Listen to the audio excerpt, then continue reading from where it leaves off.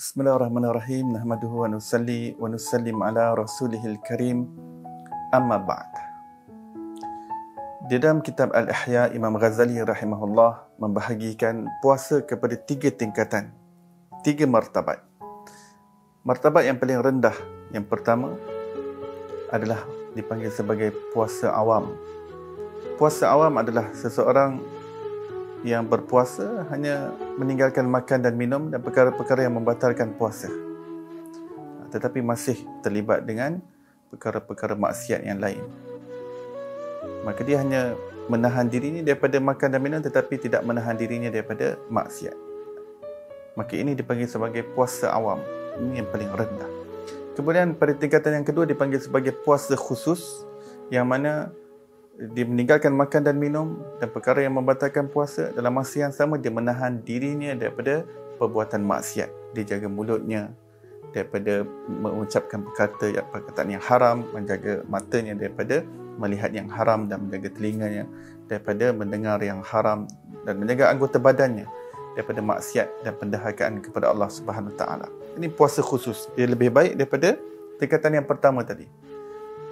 Dan tingkatan yang ketiga, yang ini yang kita ingin sampai ke muncaknya, iaitu seseorang yang dipanggil sebagai puasa khususul khusus. Maksudnya puasa yang terlebih khusus lagi, terlebih istimewa lagi, yang menjadi hakikat di sebalik puasa yang kita ingin gapai, iaitu seseorang yang berpuasa dia bukan sahaja meninggalkan makan dan minum, dan bukan sekadar meninggalkan maksiat yang zahir, tetapi dia meninggalkan segala sesuatu selain Allah Subhanahu Wa Taala daripada jiwanya.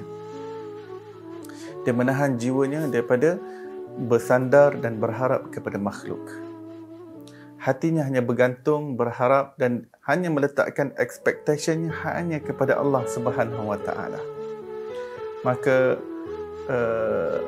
segala pergantungan dan sandaran tersebut, dia melihat bahawa Allah Ta'ala maha baik, Allah Ta'ala maha mengetahui, Allah maha bijaksana.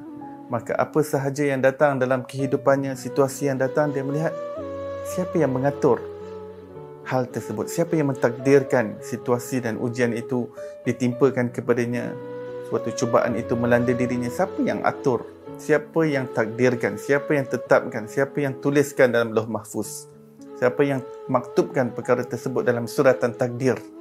Allah.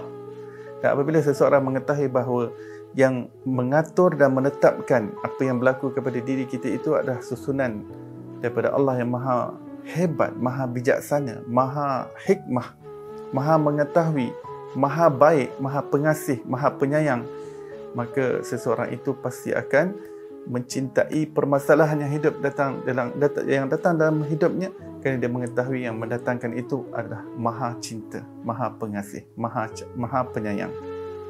Tidak mungkin yang maha baik mendatangkan sesuatu kepada kita untuk nak menjahanamkan kita. Tidak mungkin. Maka di dunia ini, tempat Allah jadikan sebagai tempat ujian. Maka apabila ujian datang kepada kita, musibah datang kepada kita, itu hadiah pemberian daripada Allah Subhanahu Wa Taala. Kerana itu dalam sebuah hadis Rasulullah sallallahu alaihi wasallam bersabda, "Man yuridillahu bihi khairan yusib minhu." Barang siapa yang Allah Ta'ala inginkan kebaikan pada hambanya, maka Allah Ta'ala timpakan dia dengan musibah.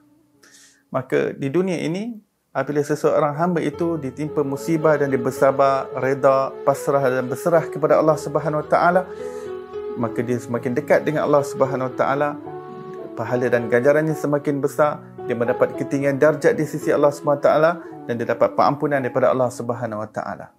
Maka dia sentiasa memandang positif dan sentiasa bersangka baik kepada Allah Subhanahu Wa Taala. Yang penting kita kena tahu segala yang berlaku ke atas diri kita, dia berada dalam pengetahuan, dalam genggaman pengetahuan Dia yang maha baik, genggaman pengetahuan Dia yang maha pengasih, maha penyayang. Sebab itu para rasul, para nabi, mereka adalah orang-orang yang paling banyak menerima musibah di dunia ini. Sedangkan mereka adalah golongan yang paling disayangi oleh Allah Subhanahu Wa Taala. Para rasul ada orang yang golongan kelompok yang paling dicintai oleh Allah Subhanahu Wa Taala, dan daripada kalangan mereka Rasulullah adalah yang paling tinggi kedudukannya, paling dicintai oleh Allah Subhanahu Wa Taala, dan paling banyak menerima musibah daripada Allah Subhanahu Wa Taala. Daripada Rasulullah lahir dalam keadaan yatim sehinggalah Rasulullah wafat, penuh dengan dugaan, cubaan, pancaroba kehidupan. Tapi itu semua tidak bermakna Allah Ta'ala tidak sayang kepada Rasulullah sallallahu alaihi wasallam. Bahkan ini tidak menjejaskan ketinggian darjat Rasulullah sallallahu alaihi wasallam. Itu bukan tanda Allah Ta'ala benci kepada Rasulullah apabila Allah memberikan begitu banyak ujian dan musibah kepada Rasulullah sallallahu alaihi wasallam. Dan Rasulullah tidak pernah mempertikaikan Allah SWT. Ya Allah, bukankah aku ini kekasihmu, Habibmu, Habibullah? Kenapa kau datangkan ujian, musibah kepada aku? Tidak pertikaikan, kerana Rasulullah mengetahui bahawa di dunia ini memang tempat ujian, tempat diuji. Maka apabila kita mengetahui bahawa kita berada di dunia dan tempat ini namanya tempat ujian, maka kita reda dengan ketentuan Allah bahawa kita sedang diuji oleh Allah SWT dalam apa saja keadaan kita. Senang kita, susah kita, kita sedang diuji.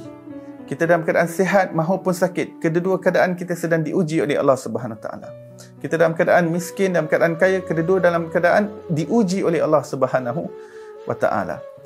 Maka sidang penonton yang dirahmati Allah Subhanahu Wa Taala, kunci untuk hati kita benar-benar mengharap kepada Allah Subhanahu Wa Taala adalah mengenal zat yang mendatangkan segala situasi dan keadaan dalam kehidupan kita.